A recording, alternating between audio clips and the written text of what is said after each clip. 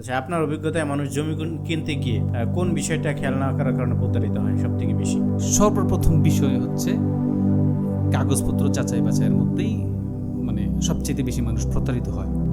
এই সর্বপ্রথম আমি বলি জমি কেনার মধ্যে যে এক নির্দিষ্ট একজন দলিল লেখককে যেন কোনো কাস্টমার কাগজপত্র না দেখায়, সে যেন একাধিক ব্যক্তিকে দেখায়, তাহলে কি অন্তত জমি কেনার দিক দিয়ে প্রতারিত হবে না। আরেকটা বিষয় বলি, সেটা বলবো এই ব্যক্তিটাকে আগে যাচাই করা, যে ব্যক্তিটার কাছ থেকে জমি কিনবো।